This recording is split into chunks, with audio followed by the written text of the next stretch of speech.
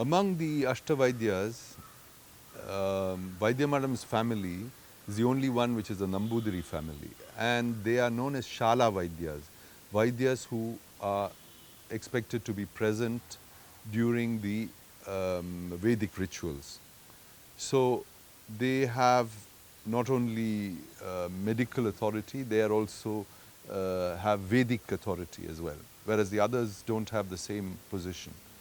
And Vaidyamadam, in that family, people learnt, the children obviously naturally were expected to learn, but they had a huge, what they call Shishya Kudumbam.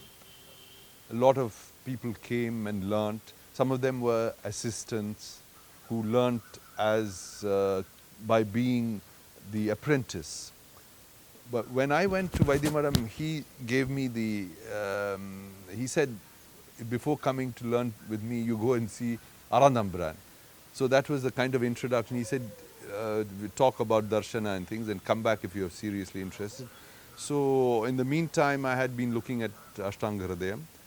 And in fact, I read and learned some parts of it by heart before going there. But I knew that that would be a prerequisite so that some subjects can be discussed. So when I went there, he was wondering whether I was really going to be a Vaidya. But he realized that my interest was the knowledge itself. And so he would allow me to sit in while there were patients coming in. But of my learning was when there was nobody. In the evenings I would go, or in the afternoon, sometimes in the mornings. And when it's about 3 to 5 or 6, could go on, I would bring up a subject. But then he would always go back to the fundamentals and then bring it up to the question where I was asking. And then I would come up with another area. I would progressively advance in the text, advance in the sense, move further and further into the text, and then I could ask more detailed questions and also about practice. So he was somebody who had such a vast knowledge that one verse would be linked up with many others. So his learning, it was structured. But at the same time, he's a poet, so sometimes he would recite the poems he has just written the night before, and he would ask, what do you think of it? So, or he would talk, I had also gone to Benares, and when I went there, I found some old manuscripts and books on Ayurveda. So I brought them. And he's a scholar and not just a physician, so he had gathered a huge collection of books. So we had this kind of a relation where knowledge and subjects and rare information, and I was very much interested in that too. So I brought texts like that, and then he would read, and then he would say what he thinks is relevant in it. He would read, for instance, the introduction and say, oh, this is all nonsense. This is not where it is at.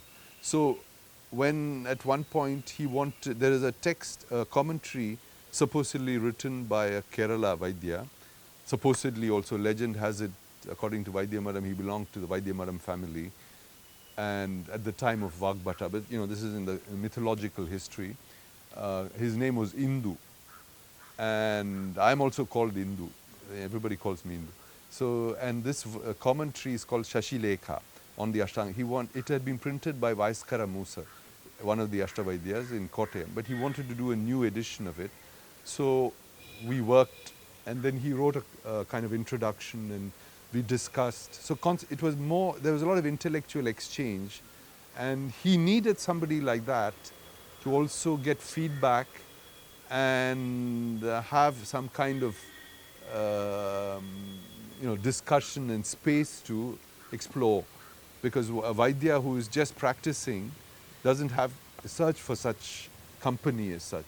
So he had this kind of, and I had the honor of being like the person with whom, anytime, and I've found out that I was the only one who could enter or go in and see him at any time without what do you call, a date with him, an hour appointment. So which was very unusual, because if I called, he would say, just come over. And then his assistants would say, no, no, there is so-and-so coming or something. He'd say, that's not important.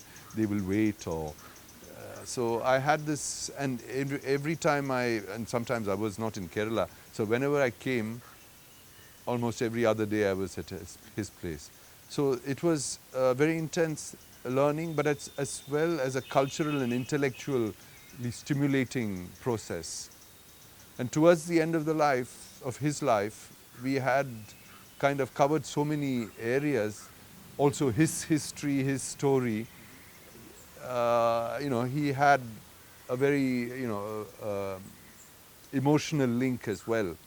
So, which probably he didn't manage to have in the context. So, I had a privileged relationship.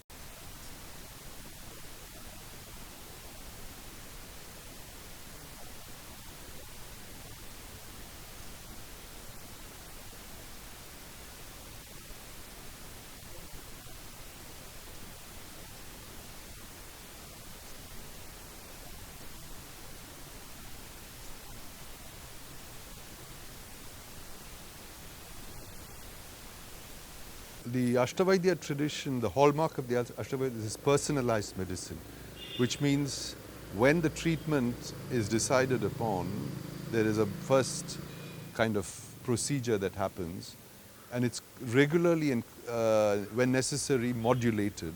The dosage, the medicines can be changed, and there are no set formulas.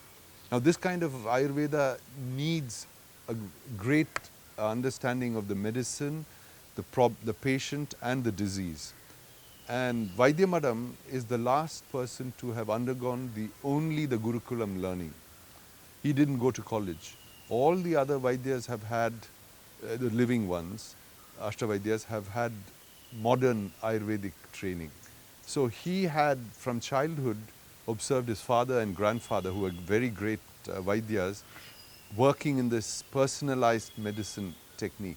So he had this unique, at least in our time, he's the last who had represented that unique personalized medicine technique. So when a patient came, as he said, just the walking, there were no, he didn't want to see people in a room. Later on, it became an essential part of modern medicine, where unless you were in a room, privacy, yeah. Person would come, there would be lots of patients sitting, and then the patient would actually open his story in front of everybody. Yeah, there was not the sense of privacy, and Vaidyamadom would already know a large part of the medical history of the person in the first few minutes by looking. And obviously the patient would go on to add the details. This is like just observing the patient. Observing the way he's walking, what they call cheshta, his physical appearance, his posture, the movement. Some indications are wear and tear are already indicated. But it may not be in the case of a child, it may not be so evident. But then he would ask questions, then he would examine the patient, and he would have a lot of people in the room, but there was no, in the past there was no problem. And he had an assistant who would be writing down his prescriptions, but he had this unique way of diagnosing, and it is considered that his first treatment is already enough in many cases. And that's what he would say, have this and come back. If it's a very serious case, he would say maybe you have to stay, because he had set up a small clinic. But what was more unique was that he had a setup that he had made in terms of pharmacy, where this modulation of medicines, adding a special dose of a certain plant to improve or target the problem of a individual patient was possible. Because as you know, nowadays everything is prepared. So this kind of treatment, he kept it alive until he died. And he had the way, a gift of, they say, what's called kaipunyam, that when he gave the medicine, it had a power. And a lot of people I have met said just going and seeing him was a sufficient, there was a feeling of being cured in some way, or at least feeling reassured that something is possible. And that, as he said, was part of the intense spiritual development that he has also undergone. And it's just part of that whole culture that, is very difficult to keep up now. So he had this way of directly assessing and targeting the problem. And so often the problem is not where allopathic indications are showing. The people would come with saying that they have this or that problem, which according to the allopathic tradition is being tested. But he would, yeah, there were two reasons. He was treating cancer patients. Sometimes the patient would be happy, he would say that I looked at it. Otherwise they would think that, he's not paying attention to my case. He would look at it, but he said that was not where he decided. The only thing, when he did a treatment and people came back with the reports that they have got, then he would look and say, look, this has improved, or some changes have happened, so that in that way he would get some information or confirmation. But otherwise he was not relying on those at all, because he said you can't equate the tridosha and the nuances that are within Ayurveda with the blood count or a X-ray or a scan, because those are information that come from another viewpoint. So he was looking at other diagnoses. But today modern Ayurveda is very much aligned with Western medicine. So that was his unique contribution.